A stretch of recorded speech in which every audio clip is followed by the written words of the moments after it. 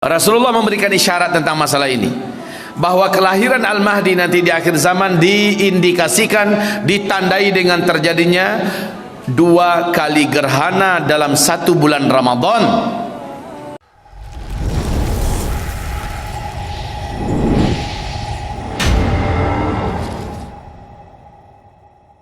Rasulullah memberikan isyarat tentang masalah ini, bahwa kelahiran Al-Mahdi nanti di akhir zaman diindikasikan, ditandai dengan terjadinya 2 kali gerhana dalam 1 bulan Ramadan. Tahukah Bapak apa yang mengguncang berita dunia di tahun 1981? Telah terjadi di Jazirah Arabiyah gerhana dalam 1 bulan Ramadan 2 kali, Pak. 1981. Semula orang tidak begitu ngeh. Terjadi kembali tahun depannya 1982, terjadi kembali gerhana 2 kali di Jazirah Arabia dalam 1 bulan Ramadan. Maka yakinlah para ulama, ini penegasan dari Allah bahwa tahun yang lalu sosok yang kelak akan memimpin umat Islam di akhir zaman telah lahir. 1981, sekarang 2020, sudah berapa usia beliau? Sudah berapa usia beliau? Sudah 39 tahun. Ustaz, apakah ini Ustaz yakin bahwa tahun depan Al-Mahdi akan memimpin kita? Melihat tanda-tandanya, saya tidak berani memastikan apa-apa. Melihat tanda-tanda bagi kemunculan dan dibayangkan Al-Mahdi ini sudah lengkap, Pak. Tinggal menunggu pertengkaran perkelahian 3 pangeran ini lagi. Dan saya beritahu kepada Bapak Ibu semua bahwa Al-Mahdi baru muncul, zuhurul Mahdi inda ikhtilafi ummati waz zalazil. Al-Mahdi akan muncul dan dibaiat saat terjadi perselisihan hebat, perseteruan dahsyat untuk memperebutkan jabatan dan kekuasaan memimpin Mekah, Madinah, Arab Saudi sekarang oleh 3 orang pangeran. Dan 3 pangeran ini sekarang, wahai hamba Allah yang kami muliakan, ia memiliki power di Arab Saudi itu ada 3. 1, Muhammad bin Salman, dia punya militer sebagai menteri dalam negeri. Dia juga memiliki wewenang dalam hal kemiliteran, dan dia adalah putra mahkota dari Raja Salman sekarang. Yang kedua adalah anak kandung Raja Abdullah sebelumnya, yaitu Mut'im bin Abdullah, dan dia juga memiliki militer, memiliki keamanan negara ada di tangannya. Intelijen keamanan resmi negara itu ada di tangannya. Ibarat Allah yang kami muliakan, ini juga sangat memiliki pengaruh. Dan antara Muhammad bin Salman dengan Mut'im bin Abdullah ada perang dingin. Yang ketiga adalah Khalid bin Talal, ini juga memiliki militer, pengaruh, kekayaan yang hampir tak terbatas.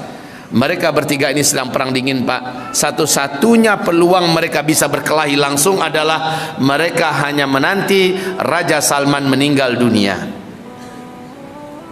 Kalau Raja Salman sudah meninggal dunia, kita lihat ke depan. Ustaz, kalau nggak ada terjadi perkelahian bagaimana? Alhamdulillah. Kalau tak terjadi perkelahian apa-apa, tidak terjadi peperangan di antara 3 putra mahkota ini perebutan kekuasaan, bersyukurlah kita. Berarti bukan zaman kita, Ustaz. Iya.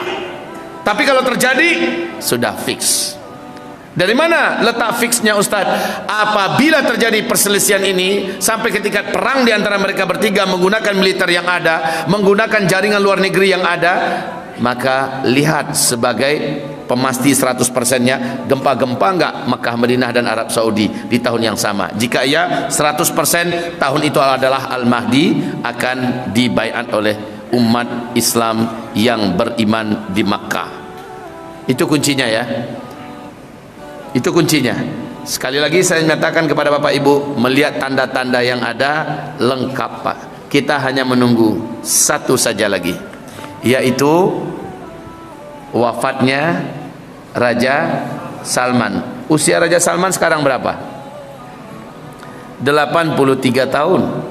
Itu pun beliau sudah dipenuhi oleh penyakit yang berat-berat. Sudah beberapa kali Allah menggagalkan upaya-upaya pembunuhan kepada beliau.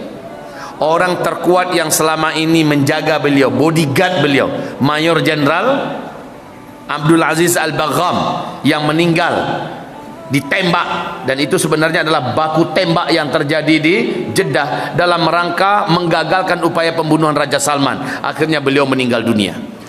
Ini orang terkuat. Kalau bahasa CIA, ini adalah malaikat penyelamat Raja Salman selama ini. Dan beliau sekarang sudah tidak ada lagi. Bagaimana Raja Salman ke depan? Hanya Allah yang Maha tahu. Kita berdoa pada Allah, semoga Allah jaga beliau. Amin. Raja Salmannya baik, Pak. Yang jahat itu anaknya. Bapak harus tahu ini. Jangan Bapak celama caci maki pula Raja Salmannya. Raja Salmannya bagus. Yang keblinger itu anaknya. Maka kita lihat ke depan bagaimana dengan keadaan Raja Salman. Bila jadi urutannya begini ya, Raja Salman meninggal, terjadi pertengkaran, perkelahian, perebutan kekuasaan tiga ini. Lalu gempa-gempa juga terjadi pada masa itu. Fix, begitu saja kuncinya. Jika tidak, maka aman. Berarti belum sekarang. Alhamdulillah. Begitu. Kalau iya, siap siagalah kita. Apa kewajiban kita semua? Kewajiban kita semua adalah perbanyak ibadah kepada Allah. Perkuat fisik, karena kita akan menghadapi hari-hari perang di seluruh dunia. Indonesia entah dengan siapa perang nanti. Kita sama-sama lihat. Akan ada nanti waktunya Indonesia juga akan perang. Dengan siapa nanti? Saya nggak mau sebutkan sekarang. Urusannya penjara lagi. Lihat saja nanti. Dan ini bukan hanya Indonesia, tapi seluruh dunia. Demikian Rasulullah menyebutkan, apabila saat-saat kemunculan Al-Mahdi, bumi dipenuhi dengan darah yang tumpah di mana-mana, peperangan dan peperangan, peperangan dan peperangan. Allah. Satu-satunya tempat teraman di mana nanti? Palestina. Lalu Ustaz, apa guna isyarat Rasulullah agar kita lari ke bukit-bukit di akhir zaman? Kita berkumpul dengan orang beriman. Salah satu cara kita untuk menjaga diri kita, keluarga kita, orang-orang beriman, dan harta benda kita punya, yaitu larilah ke bukit-bukit. Buatlah perkampungan orang-orang beriman, dan para lelakinya siap pasang badan untuk menghadang siapapun yang mencoba merampas aset-aset yang ada di dalam perkampungan itu. Siap menghadang, dengan nyawa pun siap dipertaruhkan untuk menjaga kehormatan keluarga, kehormatan agama. Dan ketika Dajjal datang, kampung-kampung itulah yang akan dijaga oleh Allah Subhanahu wa taala, karena Dajjal hanya akan masuk ke kota-kota saja. Jadi kalau nggak bisa ke Palestina, peluang satu-satunya adalah kita membuat perumahan atau perkampungan orang-orang beriman di akhir zaman di daerah perbukitan, yang ketinggian daerahnya saya harapkan bisa di atas 200 meter dari permukaan laut. Ini yang saya harapkan, Pak. Oke, sekarang kita masih bicara tentang Imam Mahdi lagi. Ciri fisiknya Al-Mahdi ini, dahinya lebar, rambutnya kata Rasulullah ikal, dan panjangnya sebahu, ya, panjangnya sebahu. Kemudian warna rambutnya pirang. Habib Bahar bin Smith, ingat warna rambutnya? Kenapa ketawa, Pak? Beliau keturunan Rasulullah. Saya sangat memuliakan beliau, ya, saya mencintai beliau, dan saya mendoakan beliau. Muliakanlah keturunan Rasulullah. Kalau disebut nama beliau, Bapak jangan ketawa, ya, karena seperti mentertawakan keturunan Rasulullah sallallahu alaihi wasallam. Habib Bahar bin Smith adalah keturunan kandung Rasulullah sallallahu alaihi wasallam. Istighfar kita. Kemudian Al-Mahdi itu nanti rambutnya pirang, tapi jenggotnya berwarna hitam lebat, Pak, sampai sedada. Fisiknya kata Rasulullah tidak terlalu tinggi, dan juga dia tidak pendek. Dadanya bidang, bahunya lebar, dadanya bidang, dan ada bulu lembut di dadanya, bulu dada lembut di dadanya. Kemudian kata Rasulullah, perutnya six-pack. Perut buncit macam kita nih nggak lewat, Pak. Hidungnya mancung, warna kulitnya gelap, coklat kehitam-hitaman. Nah, kalau warna kulit masuk kita semua. Coklat kehitam-hitaman. Alis matanya kata Rasulullah seperti bulan sabit.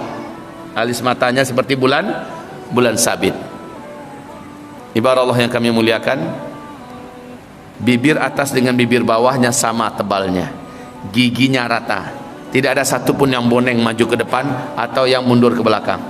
Antara satu gigi dengan gigi yang lain dapat dimasukkan sehelai benang, dan dia tidak fasih melafazkan huruf ra, ya, tidak fasih melafazkan huruf ra. Rasulullah SAW menyebutkan satu persatu kunci tentang sosok ini. Sekali lagi, dia lahir di Madinatul Munawwarah, besar di Madinatul Munawwarah, dan hidup dalam lingkungan yang soleh dan bertakwa. Tapi keberadaannya nantinya terendus oleh penguasa yang paling jahat di Suriah yang berpusat di Damaskus, kata Rasulullah. Lalu dikirimlah pasukan untuk membunuhnya. Dan itu adalah dari pasukan Sufyani. Yang kita tahu yang paling jahat itu adalah saat ini, Pak. Ya, saya belum bisa, belum sampai sekarang ini saya belum mempelajari apakah beliau ada dari garis keturunan Sufyani atau tidak, bagaimananya. Allahu a'lam.